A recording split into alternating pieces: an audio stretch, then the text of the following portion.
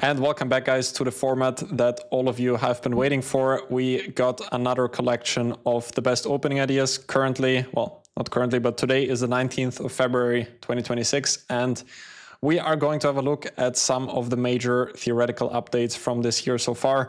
There have been a couple of tournaments which are of relevance, mostly the Tata Steel tournament. I did, of course, cover quite a few ideas during the tournament already, but there was also the German Bundesliga, for example. Currently, there's a super tournament in Kazakhstan, I believe, or Uzbekistan. And I have a collection of the ones that stuck out to me, and I am about to show you. So let's start. This time, I have quite an ambitious goal for the PGN files, namely 1,000 likes. Last time it was 500, I think, which was easily broken. So this time, for me to publish my notes, it's gonna take 1,000 likes. Let's see if you guys can get it. Anyway, let's jump in. So the first one, which I want to show you, was played in the German Bundesliga between Shakhriyar Mamedjarov and Jonas Bjerre. And it's actually an idea against the English from the black side. So Shak played c4, e5, g3. And actually from here on, with this video, you can basically have a full ready-to-play repertoire against g3 in the English, starting with d5. Obviously, you're still going to need to cover knight c3, where I can recommend you my course, which I did for modern chess, based on bishop b4. Knight d5, a5. This is, of course, quite interesting, but I mean, there are quite a few different playable lines here. Bishop e7 is very solid, which was played by Gukesh against Ding in their World Championship match. And of course, also there's nothing wrong with the main line with knight f6. I mostly dabbled around with those bishop b4 ideas just to cut out some theory. But this is up for discussion for another video, of course, but I can recommend you what I did for modern chess here with bishop b4, knight d5, a5. Had some pretty interesting notes there. But here we are focusing on g3, which Shak played, and d5. So usually black starts with knight f6 so that he's able to take back with a knight, which does look a little bit more logical. But here with this move order, there is a small downside, which is that white can go knight c3. And quite often black would prefer not to move the knight on the spot at least. But here, since the knight is attacked, he has to leave, and mostly black goes to b6 with the knight. What I'm saying here is if white gets this position for some reason and now knight c3, then black does not have to play bishop c5 immediately. For example, black does not have to play knight b6 immediately, pardon me. But for example, bishop c5 is possible, which I played myself against Yu Yangyi in the World Cup, has become sort of the main line here, which is very difficult to break from the white side. And the idea of d5 is, white sort of has to take, otherwise black could go to some type of Benoni position with d4, or sometimes even take on c4. And after white takes, we take back with the queen. This is what Jonas did. Knight f3, this is now forced, and now knight c6. And the thing is that in the other line, which we looked at, the knight anyway has to later on lose a tempo and move most likely to b6 here. And the same applies in this line that, I mean, at some point white is going to attack the queen and the queen has to move, but it's not like clear tempo loss if you compare it to the other line. That's how I like to think about it. And the knight then can go to f6 later on. And the queen still has a couple of different squares to choose from. So usually white starts with knight c3 here. If white starts with bishop g2, we can still develop like this. And at some point, knight c3 is most likely going to appear. And this is going to lead back to the main line, most likely.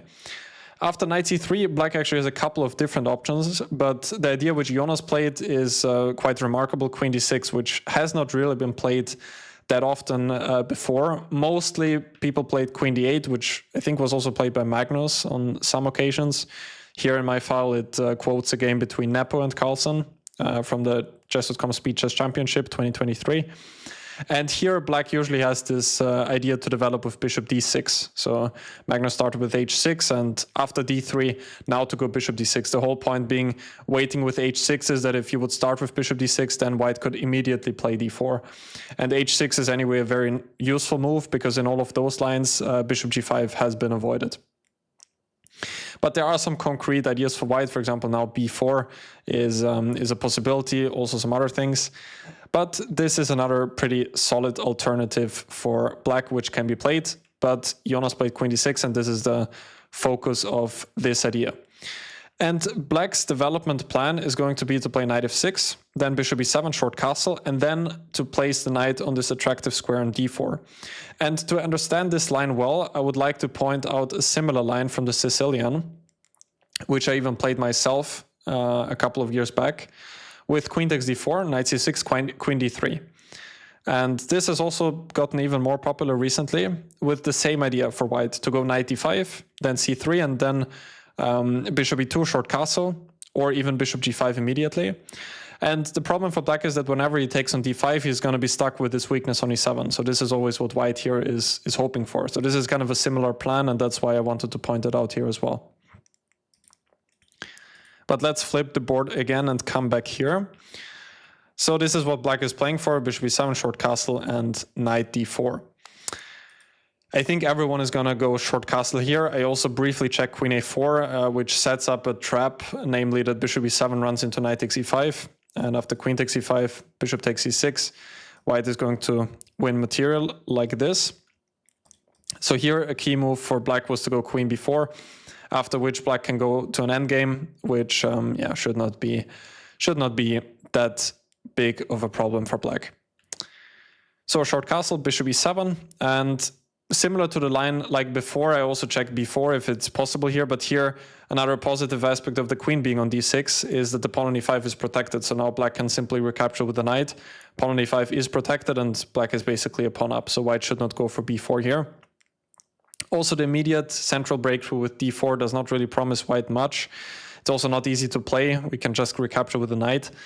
And computer gives here this idea with knight takes e5, which is already not so easy to understand. Like if the queen goes to c5, then white can regain the piece with bishop e3. I just wanted to play queen a5, give back the queen, give back the piece immediately, and then play short castle. Later on c6, rook d8, and I don't think that this is a big deal for black. Similarly, knight takes d4 also leads to a structure like this, when here even black is the one who is fighting for the initiative with rook d8, c5 to come, because white is still a bit underdeveloped. So d3 or e3 I think are probably the most natural moves. E3 with the idea of preparing d4, also stopping knight d4, can be answered by two different ways. I think queen d3 is interesting to stop d4, this is possible. I myself would probably just go for short castle, and white is also stuck with the IQP here, and to me it seems like black is very solid. Most likely is going to put a knight to d5 sooner or later. If bishop f4, just queen d8, knight d5 is coming next, and I don't see why black should have any problems here. Computer gave some 0.20 for white, but I did not really believe much in it here. d3 is definitely the most logical move. Now short castle, and here again white has a couple of different options. Bishop e3 is tricky, since our idea is to go knight d4 on the next move, and after bishop e3, knight d4 would not work, because now white could take and then win the pawn on b4, for example, the pawn on d4, for example, like this. So that's why another nice idea here is bishop d7. Similarly, we often see it also with a6 to cover the b5 square, but bishop d7 here works even nicely tactically, because after knight b5 there's queen b4, and if knight takes c7, the knight is most likely even going to get lost like this. So this is what I looked at here, and in the end it should work out pretty well for black. But also a6 should be a possibility. Just watch out that knight d4 does not work yet so well, because white can take and go knight b5, but you can prepare it with either a6 or bishop d7. Mehmet played bishop g5 in the game, which I think is also probably the most natural move in the position, and now Jonas got exactly what he wanted with knight to d4, and I think black is very solid here. I'm not saying that black gets like a... It's not like a crushing idea out of the opening where you can checkmate your opponent immediately, but it's to get a solid game and to avoid some mainstream theory. Bjerre played knight d2 now, and now c6, important so that the queen can go to c7 if knight c4 comes, and generally also restricting the bishop on g2. White played e3, knight f5. and the resulting position was equal. It was like this. Of course, white has some ideas to start a minority attack on the queen side, but also black has play against the pawn on d3. All in all, it is equal, and the game later on ended in a draw, even though Mamedyarov had a winning advantage later on at some point, but it had nothing to do with the opening. Finally, I would also like to point out bishop takes f6 here. A position like this could also appear after some trades here. This was one of the lines which the computer wanted to go for with white. But again, it looks very solid to me. For black, the main strategy is going to lie in pressuring the pawn on e2 with ideas, as you can see, bishop g4, rook e8.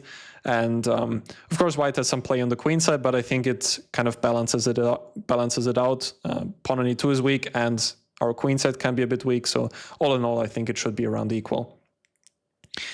So this was the first idea which I wanted to show you. Again, I think it's quite practical because we can get it immediately after g3, already after d5. g3, d5, I think many of our opponents are not really going to know this so well.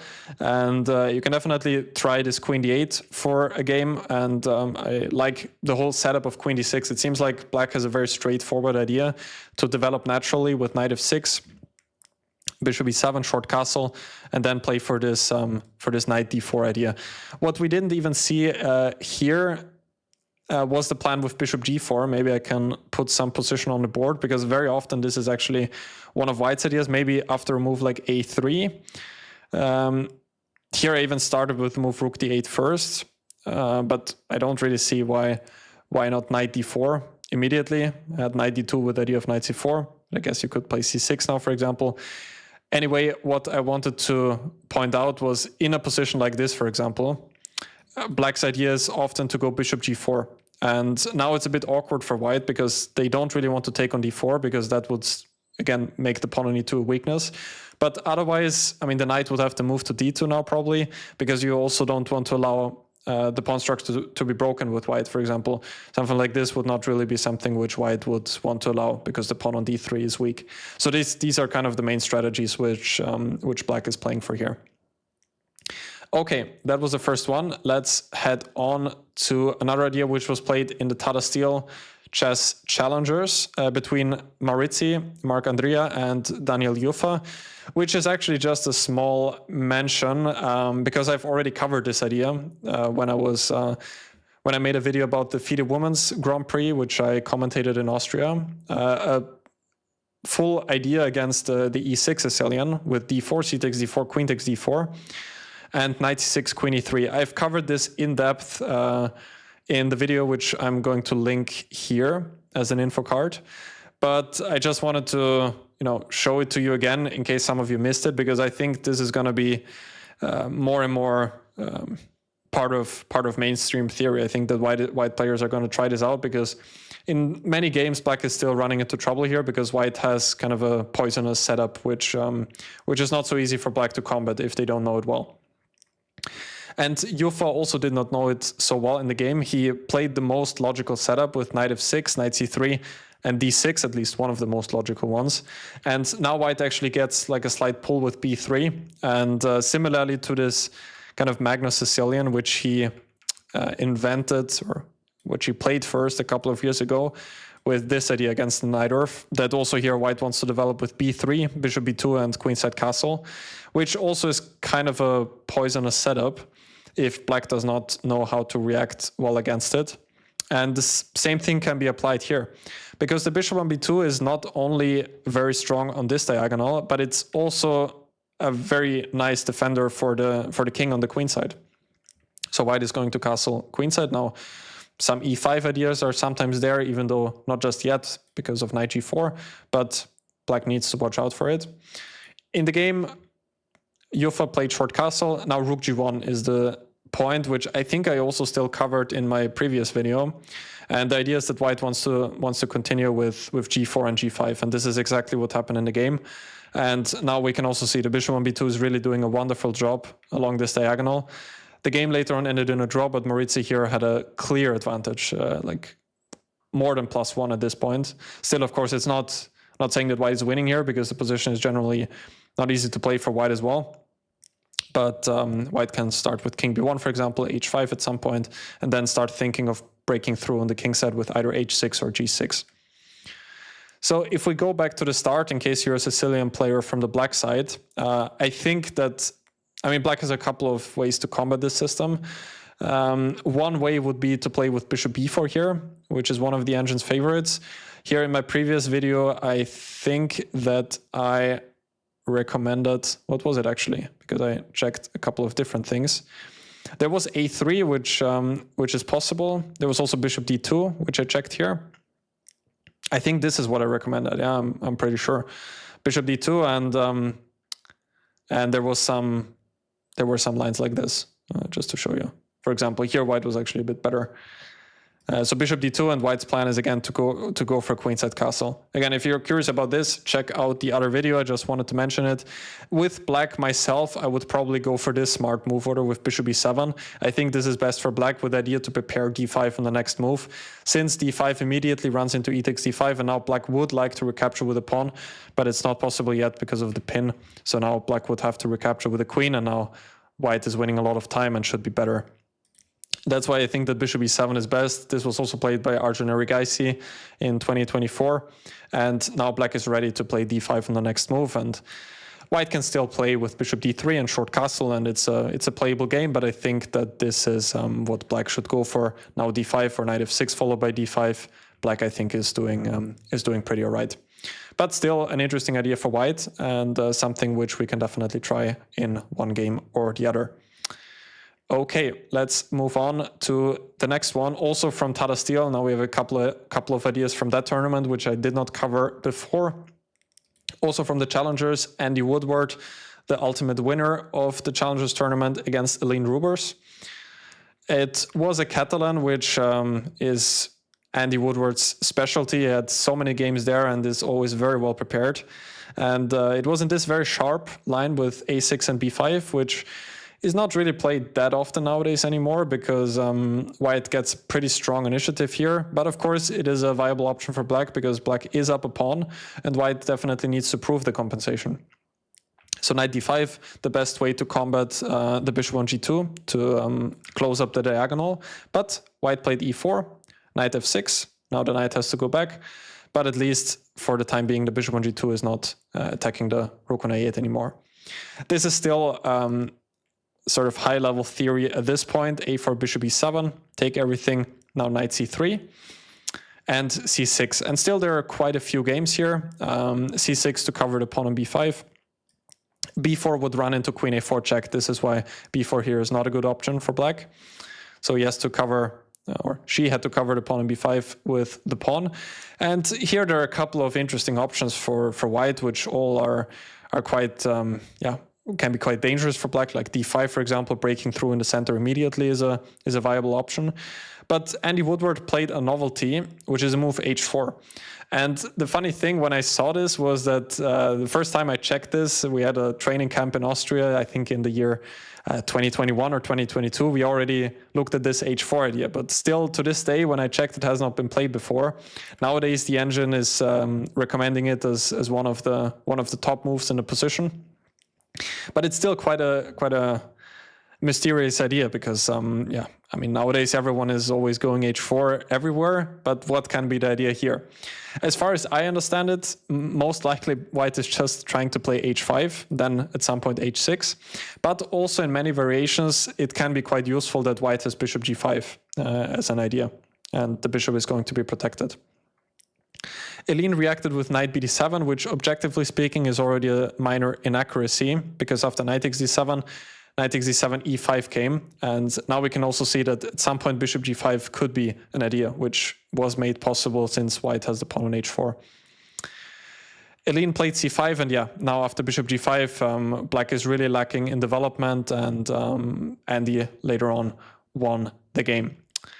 At this point, b4 was the only move to keep on fighting, and after knight e4, c5, but still black's position is dangerous. Computer recommended rook e1 to place the rook on the still closed e-file, but at some point it could be useful also to protect the pawn on e5. But also something like d takes c5 is not easy for black. This was one line, for example, which black still needs to be quite careful of, not to lose the whole queen side. The best, according to my notes, was bishop b7 or bishop e7. And one idea, for example, here after bishop e7, h5. Now, we are thinking of going h6 ourselves with white. So if black goes h6, now knight takes f7. And this piece sacrifice works specifically well now with this inclusion of h5 and h6, because in this type of position, there's going to be queen g4 immediately with the nasty threat of queen g6. Also, sometimes white has bishop h3 or f4, f5, and black's position is very dangerous. The idea of knight takes f7 can be seen in quite a few different variations of the Catalan. And yeah, here it works pretty well for white. After bishop b7, something similar was there. Here, knight takes f7 was not even part of my notes. I'm just trying to think why. Since the bishop is not on e7, maybe black has ideas with knight e7 to keep everything protected. That could be one idea, even though knight e4 is immediately coming. But still, even having the bishop on f8 probably is a better version for black, because the pawn on g7 could be protected. And maybe also the king could run over to the queen side. Like king e7, king d7. I even checked this here, king e7, and it says that black is much better here with the idea of king d7 next. So here with the bishop still on f8, the idea which I had was bishop e3, and only now after bishop e7 to go knight takes f7 again. Actually quite an instructive moment, which I just reminded myself again of. Whenever bishop e7 comes, this idea gains in strength, since the king cannot run over to the queen side. I think this is quite a cool thing to be aware of in this line. Still, black is not worse here. It's not like h4 is destroying the line. It is just very unclear. This was one of the positions, for example, which can come. Bishop d2 with the idea of preparing f4 on the next move. And it's a complete mess, but an interesting one, that's for sure. So that idea was it for the Catalan now. Let's move on to the next one, which was Erigaisi against Yagiskan Erdogmus. A game which probably most of you have seen, and the opening idea itself has also made rounds because it was a fantastic novelty by the Turkish prodigy, but I still wanted to point it out here. I didn't make a separate video on that, so it just felt right that I do that. It was another English with g3, so you will have two different ideas from this video against the English with g3. First of all, d5, as we looked at before, but also in this type of main line with knight f6, bishop g2, and now c6 is what Erdogmus played against Erigaisi.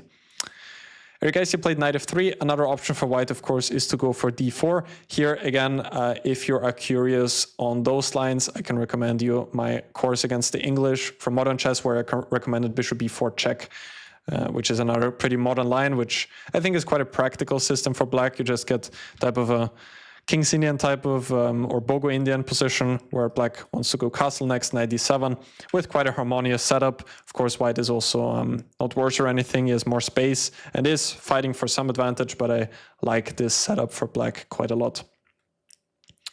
But knight f3 was played by Erigaisi, now e4, knight d4 and d5. All of this is kind of mainstream theory, and now Erigaisi went for d3.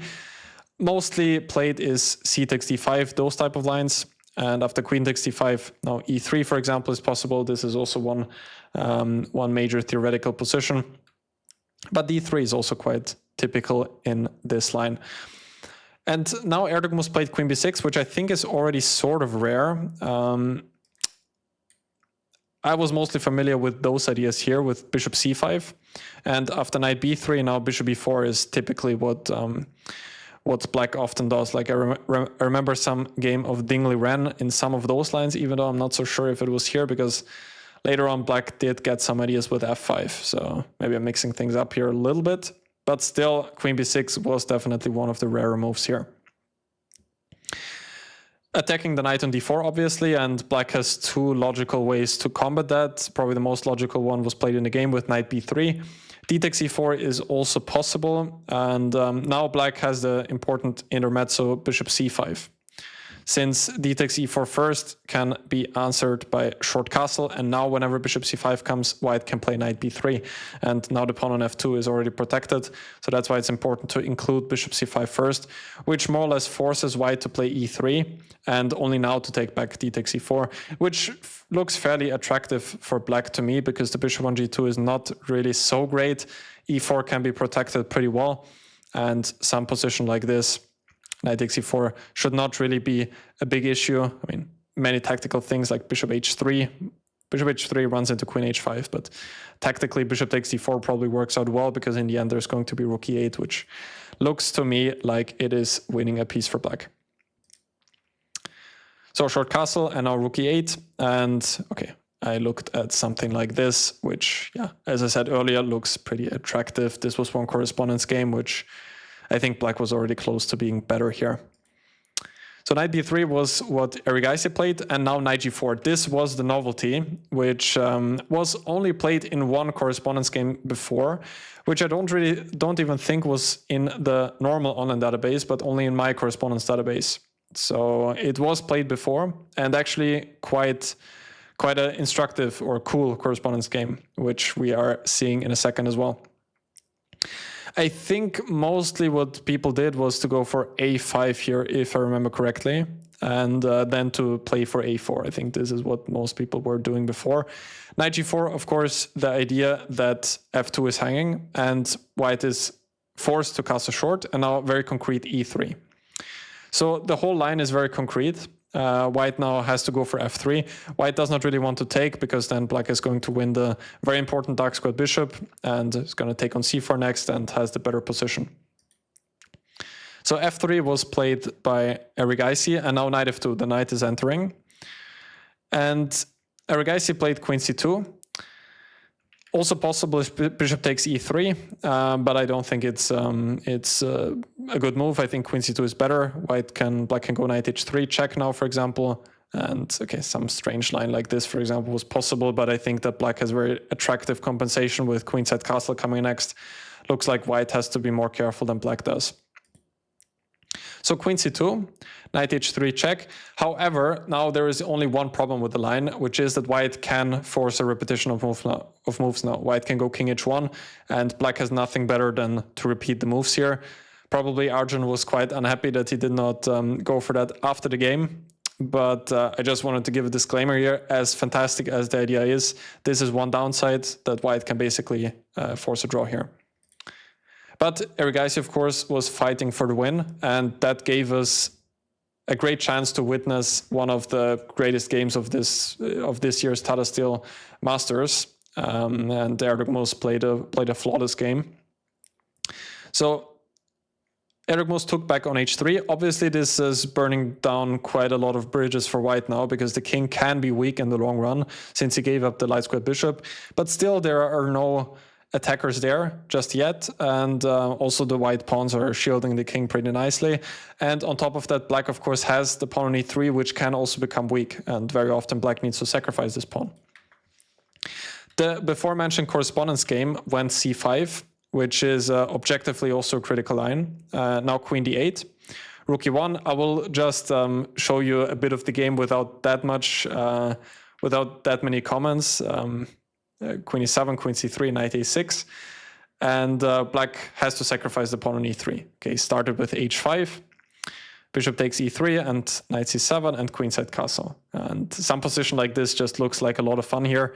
Black has the bishop pair and quite some attractive prospects on the king side. h4 was played, e4, and just bishop e6, consolidating everything. And it's funny that white does not really have that many attacking chances on the queen side. I mean, maybe he can try to think of knight a5 and then move the queen somewhere, but it's just a huge mess. At some point, black is going to take on e4, and also the h file is going to open up at some point, knight b5, then maybe d4 can become weak. So it is a complete mess, but objectively speaking, black is doing okay here. Also before that, there were some other options. The correspondence game just was a lot of fun. At some point, black went to close everything there, and then open up the king side fully with g5. And yeah, very funny game. And in the end, of course, as you can assume, the correspondence game ended in a draw, but I had really a lot of fun to click through those moves myself. But with that being said, I think in this position already, as far as I remember, black had a couple of different ways to continue and to get compensation, and it should not be such a big deal. Even if white wins the pawn, usually black will get some compensation. But of course, black does need to be careful and should play actively on the king side, usually with some plans with h5 and h4 involved. Yeah, after rook d1, Erdogmus played d4, which is another important move right here. Otherwise, white could maybe think of going c5 immediately and then maybe taking on e3, or maybe d4 immediately without playing c5. Also, c takes d5 now might be a threat immediately, opening up the c file first. So d4 is important. c5 now, otherwise black would be completely winning. If black gets c5, then the whole queen side of white is going to be shut out, and it's game over. So white needs to play c5 with the idea to pick up the pawn on d4. Erdogmus played a lot of very strong moves. Queen d8, important, defending the pawn for now. Queen c4, knight a6, again, very important move, going after the pawn on c5. And Erigaisi won a pawn on e3 now, but the tactics all work out very well for Erdogmus here. Rook h8, indirectly also attacking the pawn on e2. Like if white takes now, then black can take on e2 first, and now both of these pieces are hanging. Rook g2 is in the air as well. So Erigaisi went king f2, and now again very strong move, knight b4, challenging the knight on c2, after which also the bishop on e3 is in some trouble. Knight a3 was played, and now another fantastic idea, rook takes e3. Knight takes e3, and another fantastic move, bishop e6. Not immediately going after the knight on e3, because rook e8 can still be answered by d4. But instead, slowly improving the position and avoiding knight c4, because then black could take, and knight c2 is going to be there. Pawn on a2 is also a weakness, and white is basically paralyzed. I mean, on the next move, black could be thinking of bishop d4 and then taking on b2, and it's quite difficult for white to avoid even. So from here on, the game continued something like this, and this was the endgame, which objectively was equal, but quite difficult for Erigaisi to play. And Erdogmus just won a great game. I mean, he just really played like an engine and deservedly won this game. From opening stage to the end game to the finish, it was a great game by the Turkish prodigy. So watch out for this one, especially if you're white and are playing this line. And if you're black and want to add something to your high-level repertoire, this is definitely something to take a closer look at. Okay, let's move on to the next one, which was also from the Tata Steel Masters, Hans Niemann against Vincent Keymer. And this is quite an advanced one in the Italian. I was even thinking if I really want to include that. But I was highly impressed by Vincent's preparation there, so I did want to mention it briefly. Hans, being an Italian player, mostly, he does also go for the Ruy Lopez sometimes, but nowadays the Italian is sort of his main repertoire from the white side. This line with a5, which stops b4, on the other hand, weakens the square on b5, which is kind of the trade-off here. Of course, I could make a whole 10-hour video on the Italian with all of those differences between a6 and a5. To keep it short, a6 does not weaken the b5 square, but it does allow white to gain space with a4 and b4. a5, on the other hand, stops white from gaining space with a4 and b4, but it does weaken the b5 square, so often white can now reply to bishop e6 with bishop e5. These are kind of the a-pawn moves in a nutshell in the Italian. So rook e1, h6, knight d2, short castle, h3. Now a4 is played. What I mentioned earlier, bishop e6 is, I think, basically the main move here, but then white usually goes for bishop e5 here. I also made a video on this, actually, about when I covered the best opening ideas from the FIDE World Rapid and Blitz, knight h7, which I didn't check if it was already played after I recorded the video, but it was almost a novelty back then, like 2 months ago, with the idea of going queen f6, knight g5. So if you missed that, make sure to check out that video and enjoy that, because I think it's still quite interesting and quite likely to happen, and definitely a surprise weapon. But Vincent played a4, gaining more space on the queen side. Now knight f1. Bishop e5 here is, by the way, the main line. Bishop d7, with the point that bishop takes a4 does not work well, because black can sacrifice the exchange. Knight b4 comes, and then knight takes d3 is unstoppable, and white is in some trouble here.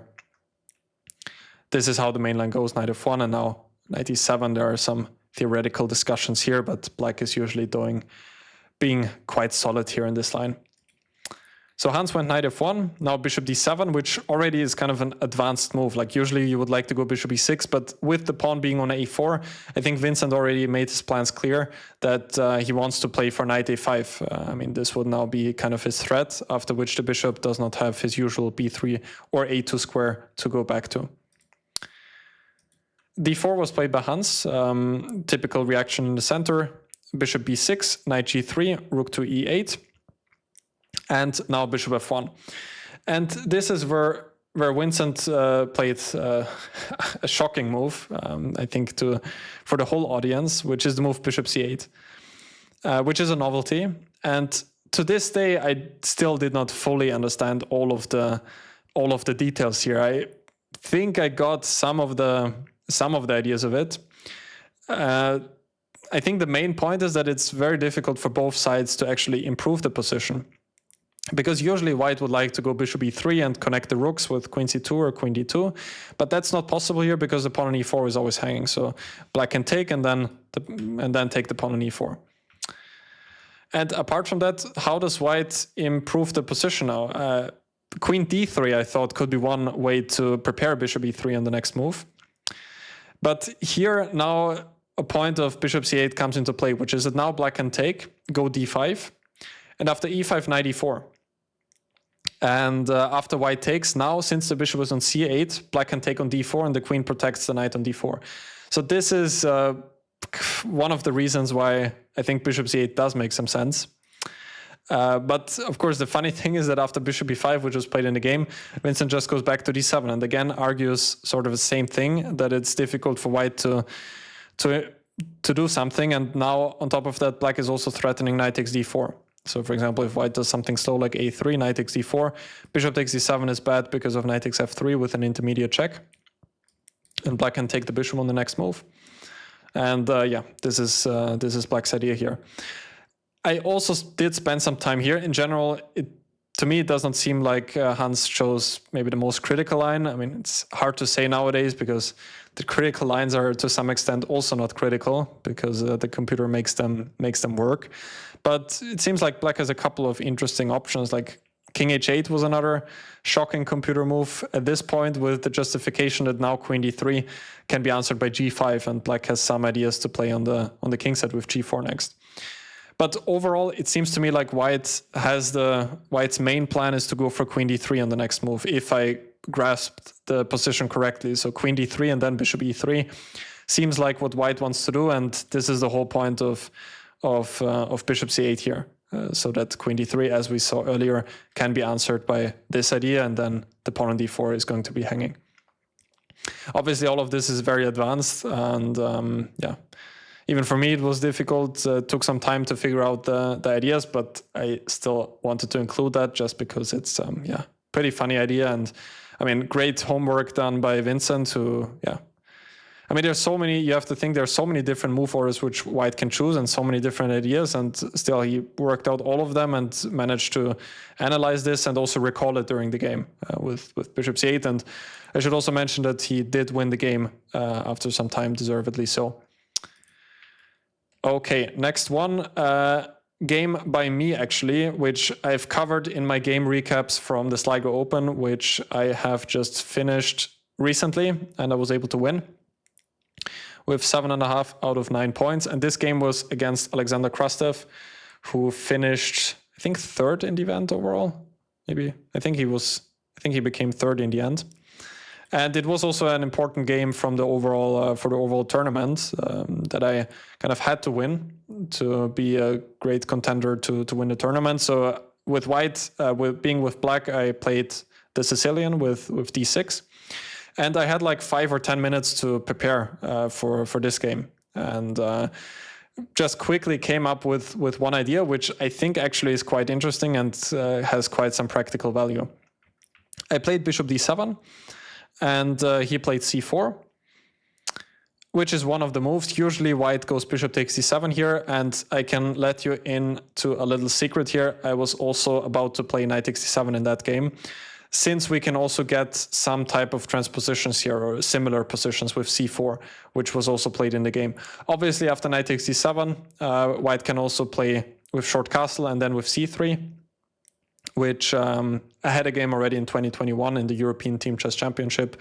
And I usually play like this with black here. And I really believe in this line that it's quite a solid and nice way of black for playing, where still many pieces are on the board. And it's a game where black can also play for a win.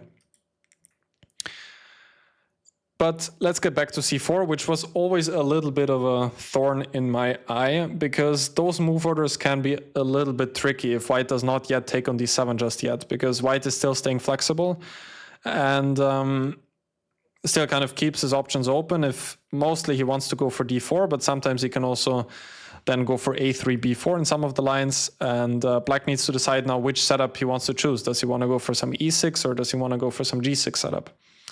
And I played a move which is generally not considered to be the best here, which is a6.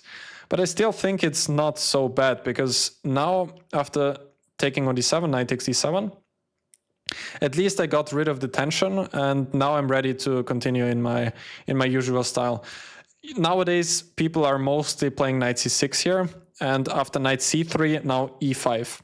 This is I would say the modern main line, but I did not always like it so much, because usually in those positions I think they play with knight e7 quite often. White has some h4 ideas, and to me those positions are just difficult to understand. It's not like black is worse here or anything, but I always preferred not to go for that. Also some a3, b4 ideas just was never that much my cup of tea.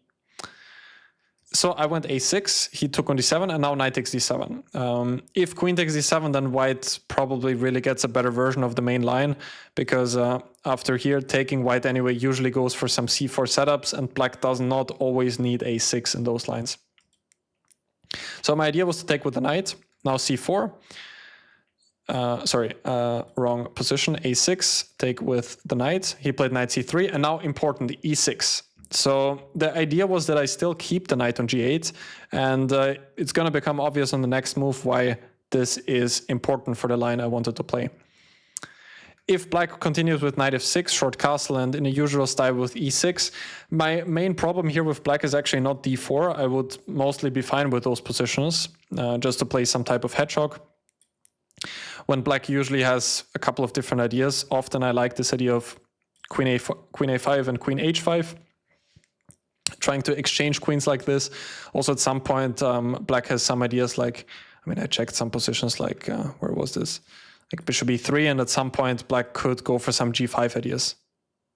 Don't take my word for it that it works here. Now probably it runs into knight b3, but quite often this idea with g5 can work in those positions, even to prepare it with rook g8, this type of Fischer plan. But generally I like this type of hedgehog with one pair of minor pieces already exchanged with the light squared bishops. To me it seems like a playable line. Black usually goes short castle, rook e8, then bishop f8, and it's a game. So this, I'm rambling too much about this. I just briefly wanted to say that this is actually not my main problem with d4, but instead I think that it's quite tricky if white plays with d3 here.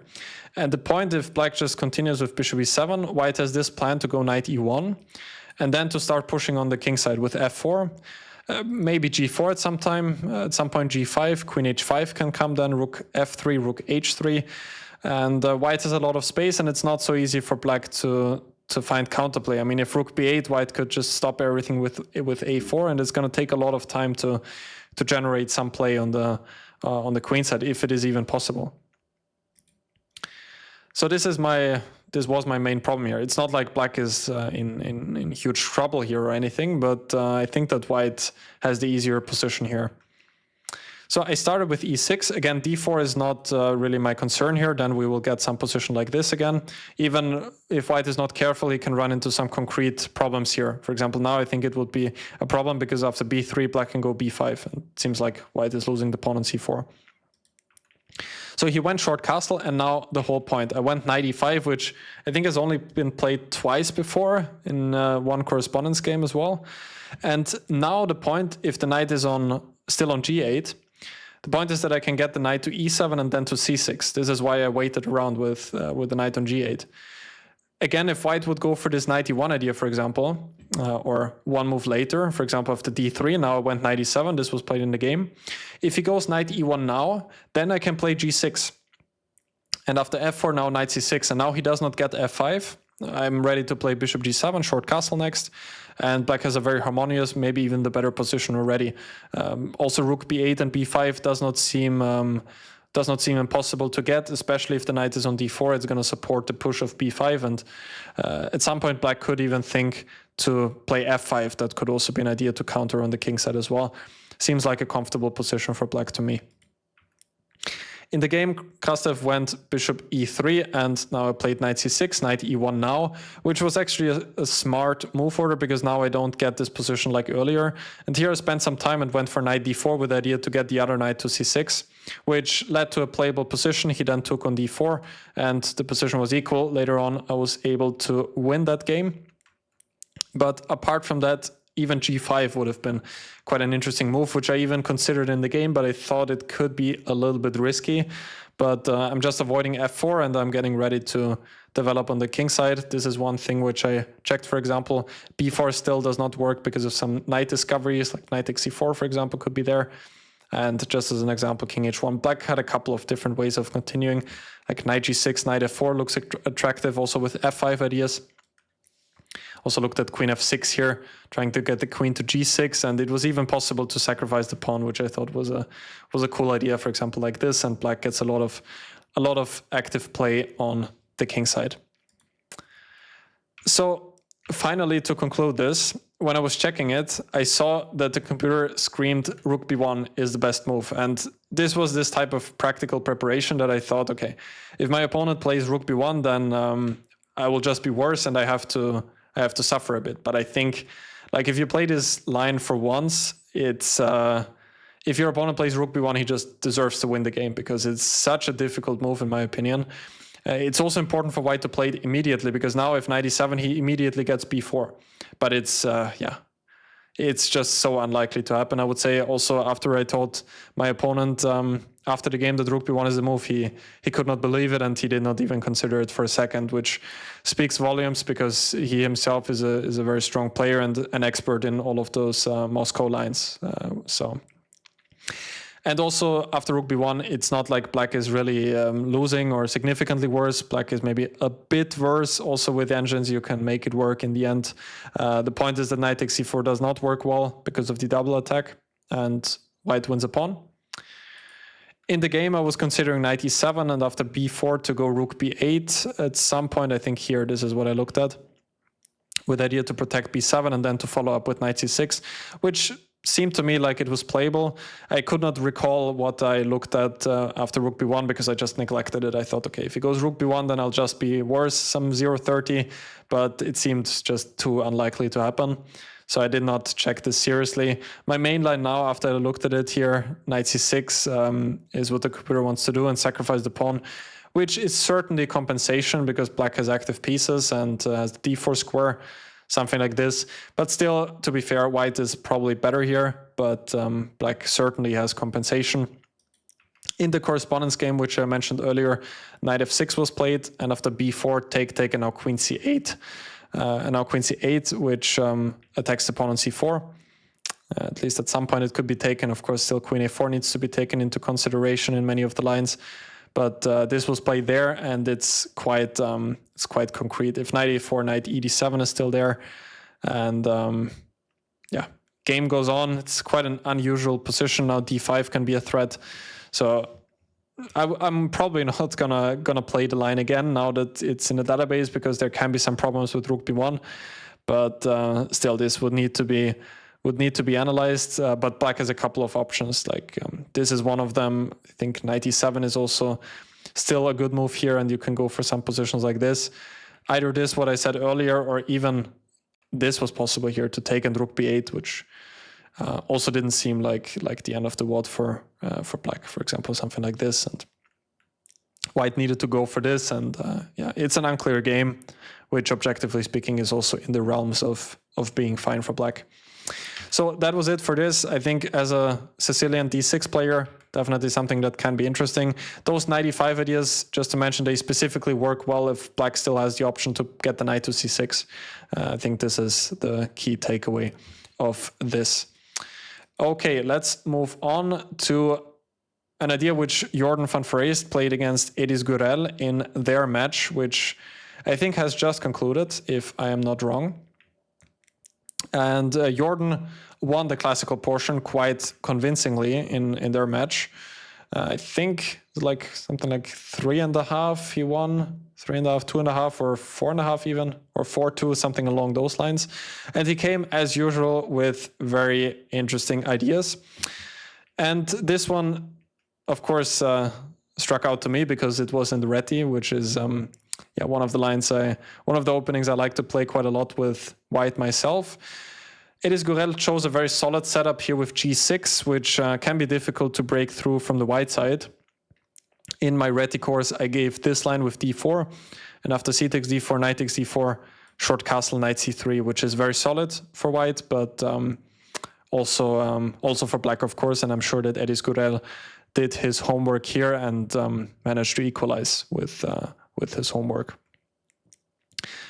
Here, Jordan played an interesting idea, which is the move queen c2, which I think has been played twice before by MVL. But apart from that, it's still like there are just a handful of games, maybe 10 games or so. But I think it's quite a practical idea for one game specifically, because first of all, the next move which black needs to find is, I don't think it's easy. And if black doesn't find this move, he can get into some pressure out of the opening. Edis managed to find the move, or he still knew it. He played knight a6, which is surprisingly the best way to defend the opponent on c5. b6, for example, would look logical, but now after d4, black has some problems on this long diagonal.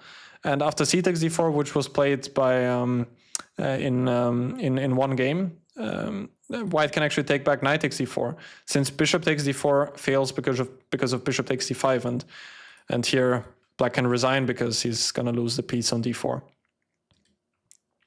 So in that game, short castle was played, rook d1, e6, knight c3, and white had a clear advantage here after bishop b7. I think white took on d5, but instead knight db5 almost gives a winning advantage to white, because most likely the pawn on d5 is going to be won for white, if not more than that. Knight e7 could be another way to defend the pawn, but it's kind of messing up the coordination, because now the bishop on c8 is locked in. And after knight c3, knight is also attacked, knight b4, queen b3, this is what I looked at, and now white is ready to push d4 on the next move. For example, if short castle d4, and black is under some concrete pressure. Similarly, something like this leads to kind of a typical but nice version for white, because still this knight on d7 is hindering black's development, and white can continue with bishop e3, rook c1, for example. Sometimes there are also ideas with queen h4, and it seems like white has a slight pull. Yeah, queen a5 was another move which I looked at, but this was played by Volokitin against MVL in one of his encounters, which I mentioned earlier. I don't know if this can, if this is so likely to come. White can now play d4 as well. I checked knight c3 as the idea, which was also played by MVL, and black definitely has some problems to solve. If black takes on c3, I would probably take back with a d-pawn just to open up the bishop. And in some of those lines, like here, I could imagine that something like h4, h5 could be another typical plan for white. So Edis reacted with knight a6, which is the best. But as I said, I don't think it's such an obvious move necessarily for black. And now Jordan played this plan with a3, rook d1, and d4, which is the best try for white here. Short castle, rook d1, and still black has to answer to this. Here black has a couple of options to be equal, but he needs to spend some time to figure out the one which he likes best. And in the game, Edis again reacted pretty well with queen b6. But it led to a playable position, which still black needs to figure out his coordination. Like, it seems like a very good version of some Marozzi, of course, because the knight on a6 is not great. And white has the plan to go knight d2 and knight c4, which Jordan also did in the game.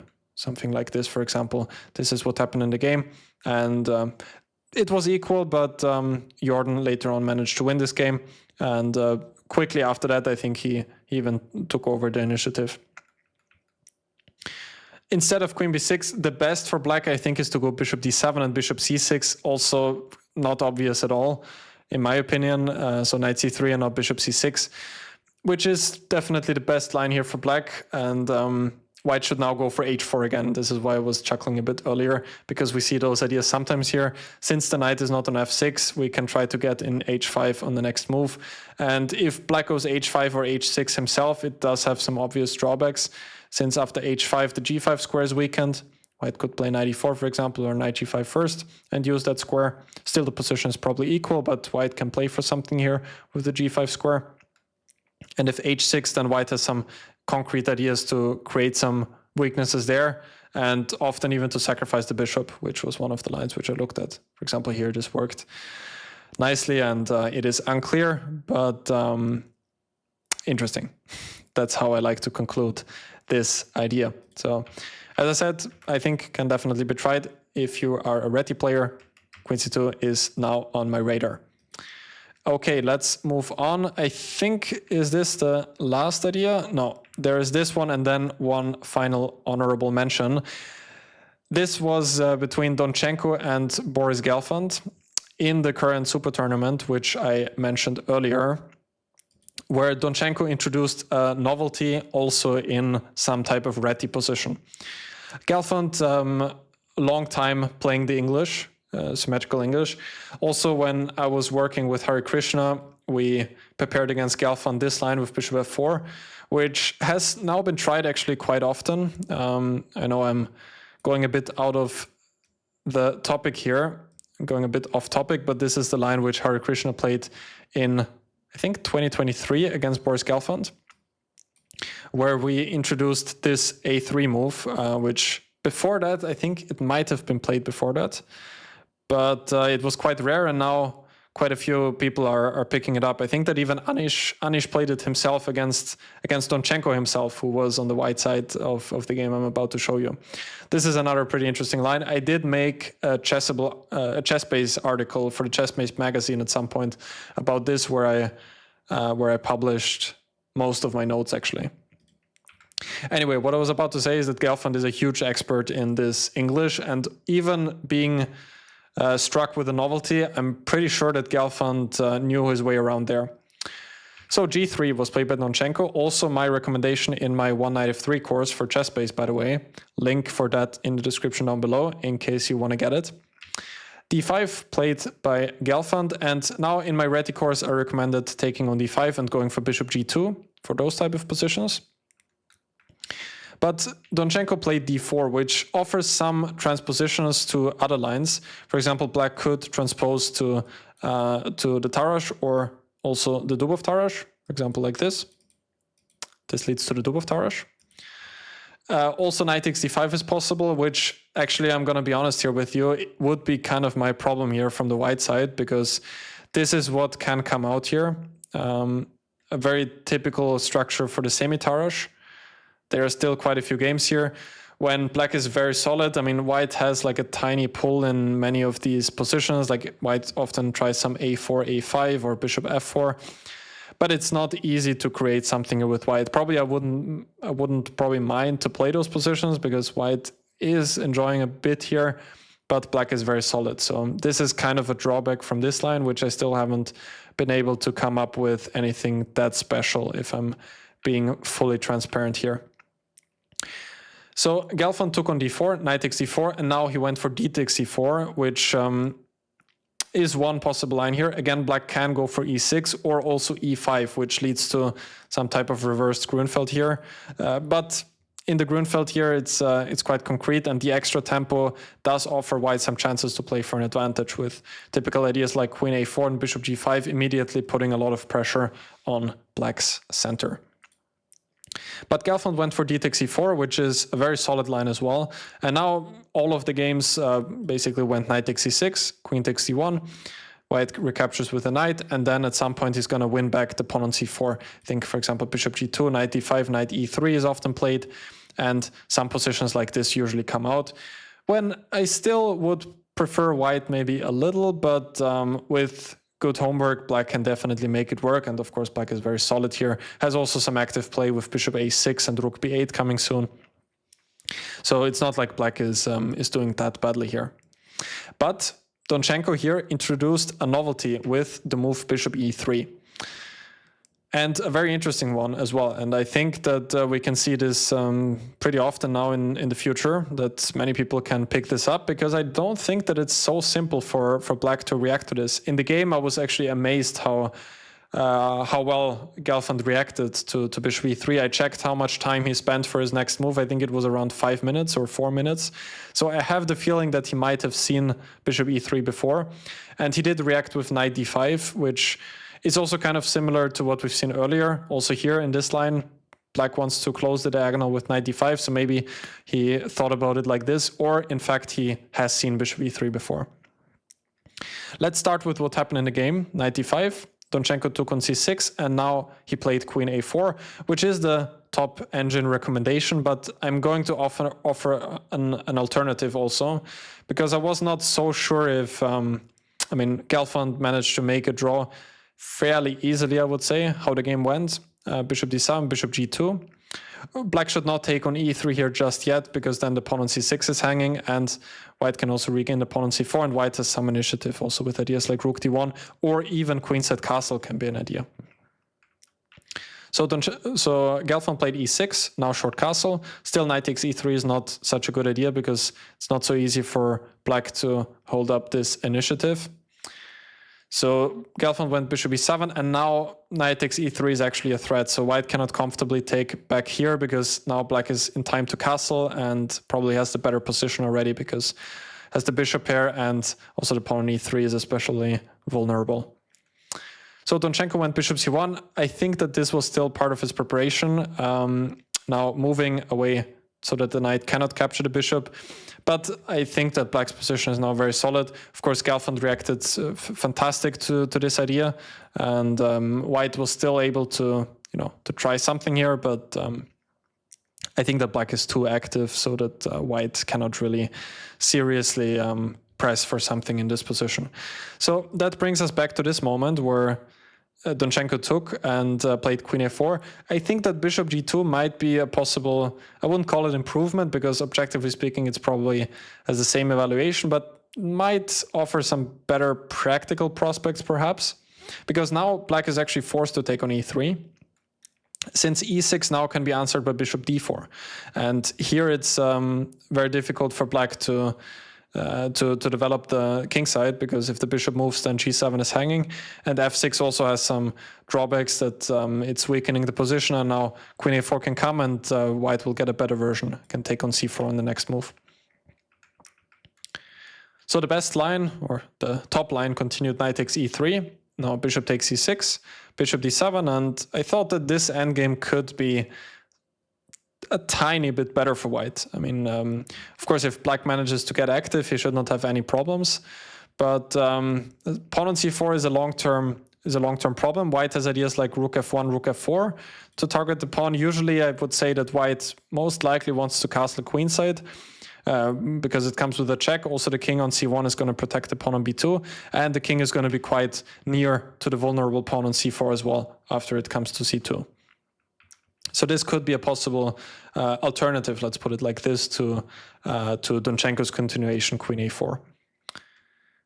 But let's go back here, because black has a couple of different options at this point. With the computer, it's of course different to check this, because all of the 4 moves which I analyzed here are probably all possible. But in all of them, black has to solve some problems for sure. The best move, according to the engine, by a small margin, is queen c7, which I don't think is such an obvious move, because it immediately runs into knight to b5. Black has to go back with the queen to b8. Bishop f4 still is not a threat, because black can play e5, so that's why this does not work. White can now try to repeat moves with knight d4, and black can also do so. He could also play on with bishop d7. But I would assume that, or I'm 100% sure that Donchenko, being a fighter, would have gone for bishop g2 here. And now it's not so simple, because here I would not be sure that I would play e5 in this position, because it is weakening the d5 square, but it is an important move to equalize, objectively speaking. e6 might be a bit too passive, because then white can here play knight a3, and try to regain the pawn on c4. And if black gives up the bishop anyway, white is most likely going to win back the pawn on c4 with queen a4, followed by taking with the bishop pair, and definitely a slight edge. So e5 is the best, and now it becomes a bit dangerous, I would say, for black after queen a4. I did analyze this a bit further. Bishop d7, bishop b6 is the key idea. I'm going to stop here with the point that if black takes, then white is winning like this, which is a pretty cool point. And it does go on here. Black has an only move to survive here, which is knight d4, queen set castle, and okay, here finally I will stop. If you guys hit the 1K, if you guys hit the 1K likes, then you'll get to see that in my notes as well. So queen c7, as I said, I don't think it's such an obvious move. Bishop d7 looks a bit more natural to me, being ready to recapture on c6 with the bishop, but we go bishop g2, and white very often can regain the pawn on c4 later on as well, and black is still struggling with the development. Rook c8 seemed like a possible logical move to me, but it's actually not so good, because after all of those exchanges, the pawn on a7 is also hanging. White can castle queen set first with a check, and then take on a7, and black still has to answer some questions here, because white can go rook d2, rook d1 next, and possibly infiltrate on the d file later on. So here queen c8 was a better move. Still this knight b5 ideas there, with some ideas with bishop e4 again, provoking e5 and then going bishop g5. Still this a6 bishop b6 is also an idea which white has, and yeah, black had to be careful here. Like if e6 now, for example, I think bishop f4 could be a problem, which prepares knight c7, and if e5 now bishop g5, threatening bishop takes f6 followed by knight d5, and I think here it's already, I mean, it's looking quite bad for black. So black's best here was queen d8. I mean, this is not so easy, and I had knight a3 now, regaining the pawn. Computer said that this is probably equal, but it still, to me, seems like white is definitely the one who is pushing here, because all of the minor pieces are more active. Queen has the square on b3 next, and I'm not so sure where this queen on d8 is even going here. Finally, e5 is something else I looked at. Knight takes c6, which looks a bit similar to the main line, which we looked at earlier, which is this. But black has the pawn on e5, which could be weakening in some instances. For example, black will not have the d5 square ready for the knight, which was the key idea in the other line with the pawn being on e6. So this is definitely a drawback here. White wants to castle short. Rook b8 is actually bad here, because after rook d2, white anyway wants to make this move to prepare rook d1, and also now the pawn on a7 is weak. So better is bishop e7 here, and now rook c1, and now white is ready to play knight e4 next, and then regain the pawn on c4. Just thinking now what happens after rook b4 in this position, maybe something like knight c5 could be played. This looks like a possibility, and yeah, at some point white could take on d7, after which also the pawn on c6 could become weak. c4, of course, is hanging as well. Maybe rook b2 works, but it does look like to me white gets some initiative here. Like rook takes c4 is coming, and c6 is going to be weak. Does not look so easy for black. So my main move here was knight d5, rook takes c4, and some position like this we can often get in this line, where of course the doubled e pawn is not optimal, but it seems like the pawn on c6 is a bigger weakness, because it's easier for us to attack the pawn, and the pawn on e3 can be attacked only by the bishop, and it can be protected by the king easily by playing king f2.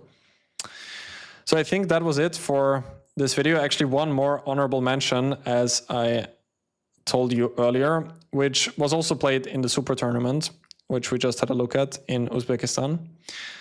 And this was between Etienne Bacrot and Adam Hakobian. And I just wanted to mention that because it is an idea which I've already talked about in the opening idea video of the World Rapid and Blitz Championship in the Sveshnikov, in the classical line of the Sveshnikov with bishop g5, a6, knight a3, b5, knight d5, bishop e7, take, and now c4. Obviously c3 is the other major main move.